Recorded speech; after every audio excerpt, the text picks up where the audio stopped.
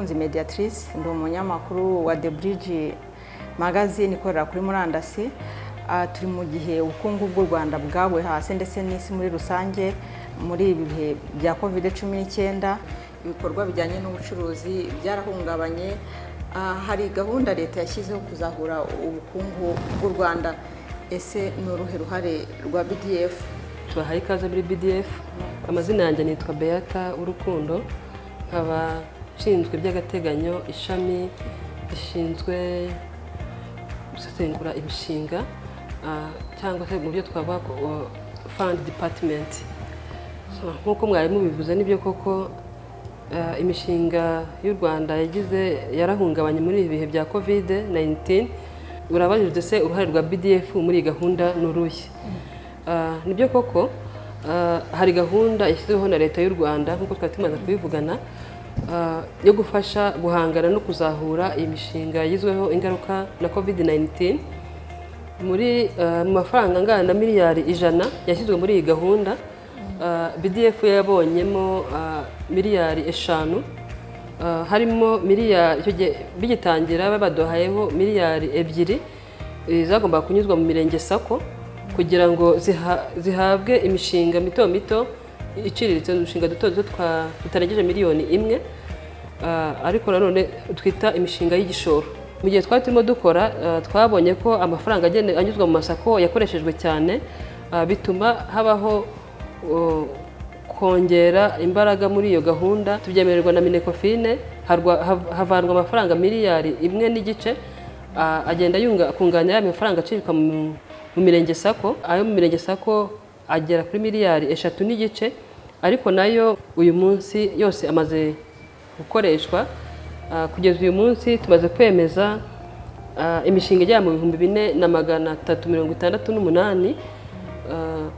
Ubwo ni imishinga muri rusange yanyujijwe muri mirenge sako, hakaba hwanye na miliyari 4 na miliyoni 100 y'amafaranga y'u Rwanda. Ariko ahangaha hari andi mafaranga dutegereje ya USAID nayo aca muri Minecofine angana na miliyari 3, nayo twamaze gusinyana amasezerano y'imikoranire, nayo azaza kuziba icyo cyuho. Murakoze cyane. Ugereranije ubwitabire bw'abaza gushaka ayo mafaranga, abagore n'abagabo bangana gute abitabira cyane gufata ayo mafaranga yo kuzahura ubukungu? Umubare w'abagabo uba ari munini cyane ukurikije uw'abadamu, ariko none iyi gahunda ntabwo abadamu basigaye inyuma. Ku bwitabire muri rusange abagore bagera kuri 30% cyangwa hejuru ho gato, kubera ko iki gihembwe gishize twabashije kubona imibare ijya nko kuri 34% by'abadamu. Bivuze ko hamwe n'amahugurwa na ubukangurambaga abadamu barimo kugenda nabo bazana bitabira ino gahunda yo kwikorera. Ubwo ni ukuvuga ngo abagabo y'abagore ari 30, abagabo ari 70. Yego. Byaba biterwa n'iki se kugira ngo abagore be kwitabira cyane cyane ko hari benshi nabo baba bafite za business zaguye cyane cyane muri iki gihe cya COVID? Ntabwo twavuga ko abagore batitabira. Mu by'ukuri urebye umubare uvuze ngo 30%, ubundi ku bwitabire bw'abagore twumva ko ntabwo biri hasi cyane. Ikindi uvuga ngo ubundi hari ibyo bagomba kuba basabwa, bagomba kuba bujuje. Usanga business akenshi zanditse ku bagabo. Akenshi umugabo n'umugore bari kumwe, usanga ipatante kugira ngo azane ipatante cyangwa kigaragaza ko akora, akenshi usanga byanditse ku bagabo. Nubwo yaba ari wa mugore ukora umushinga, aho ukabona ko icyangombwa cyanditse ku mugabo ko niwe nyiri business.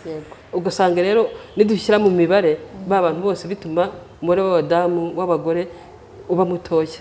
Ko BDF dusanga tuyizi nk'ikigega kishingira imishinga, uruhare rwayo mu kuzahura ubukungu ruhagaze gute mu nshingano n'ubundi za BDF? N'ubundi inshingano za BDF ni ugufasha imishinga mito n'iciriritse kugera ku mari, kandi binyuze mu bigo by'imari dufitanye amasezerano y'imikoranire.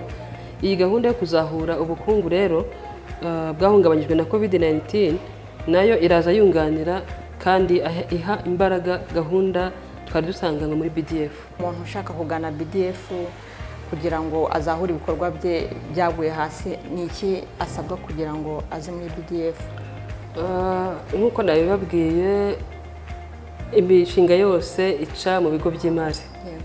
Ni ukuvuga ngo rwiyemezamirimo arasabwa kwegera ikigo cy'imari bakorana cyane cyane ku bafite amakonti cyangwa se basanzwe bafite n'imishinga basanzwe bakora n'ibigo by'imari, kubera ko iyi gahunda irimo ntabwo navuga ngo ari inkunga, irimo gufasha, kubera ko mu gihe wenda banki yacaga za nyungu ku ijana zigera kuri 20 cyangwa 18 ku ijana, iyi gahunda aho tubahera ijanisha ry'inyungu ry'8% gusa.